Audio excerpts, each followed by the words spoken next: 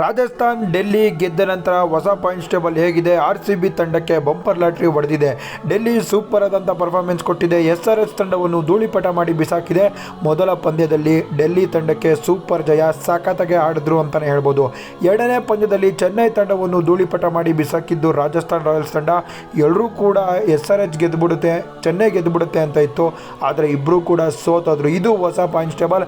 RCB ತಂಡ number 1 ಪೊಸಿಷನಲ್ಲಿ ಇದ್ದಾರೆ. Number 2 Delhi capitals ಗುರು ಸೈಕ್ ಅಂತಲೇ ಹೇಳ್ಬೋದು.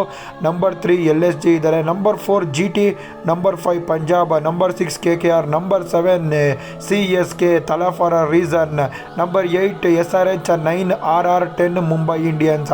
ಬಲಿಷ್ಠ ತಂಡಗಳೆಲ್ಲ ಕೂಡ ಕೆಳಗಡೆ ಇದೆ. ಕಪ್ ಗೆದ್ದಿರೋ ತಂಡಗಳು ಮೇಲ್ಗಡೆ ಇದೆ ಗುರು. RCB ಕಪ್ ಗೆದ್ದಿಲ್ಲ, ಮೇಲ್ಗಡೆ ಇದೆ. ಡೆಲ್ಲಿ ಕಪ್ ಗೆದ್ದಿಲ್ಲ, ಮೇಲ್ಗಡೆ ಇದ್ದಾರೆ. ಲಕ್ನೋ ಕಪ್ ಗೆದ್ದಿಲ್ಲ, ಮೇಲ್ಗಡೆ ಇದ್ದಾರೆ. ಈ ಮೂರು ತಂಡ ಕೂಡ ಬಲಿಷ್ಠ ತಂಡವಾಗಿ ಕಾಣಿಸಿದೆ. ಅದರಲ್ಲಿ RCB ಡೆಲ್ಲಿ ಎರಡು ತಂಡ ಕೂಡ 2-2 ಪಂದ್ಯ ಗೆದ್ಕೊಂಡು ಮೇಲೆ ಕುತ್ಕೊಂಡಿದ್ದಾರೆ ಗುರು. ಡೆಲ್ಲಿ ಈ ಥರ ಆಡುತ್ತೆ ಅಂತ ಯಾರಿಗೂ ಕೂಡ ಗೊತ್ತಿರಲಿಲ್ಲ. KL ರಾಹುಲ್ ಬಂದ ನಂತರ ಡೆಲ್ಲಿ ಮತ್ತಷ್ಟು ಬಲಿಷ್ಠವಾಗಿದೆ. RCB ತಂಡ ಎಂದಿನಂತೆ ಬಲಿಷ್ಠವಾಗಿದ್ದೇ ಇರುತ್ತೆ ಗುರು.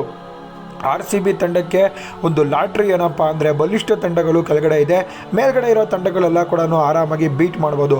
CSK ತಂಡ 6 ರನ್ಗಳಿಂದ ಸೋತೋತು. ಇದೇ ಖುಷಿಗೆ ನಮ್ಮ ಅಕೌಂಟ್ನ ಫಾಲೋ ಮಾಡಿ, ಸಬ್ಸ್ಕ್ರೈಬ್ ಮಾಡಿ, ವಿಡಿಯೋನ ಎಲ್ಲರಿಗೂ ಕೂಡ ಶೇರ್ ಮಾಡಿ.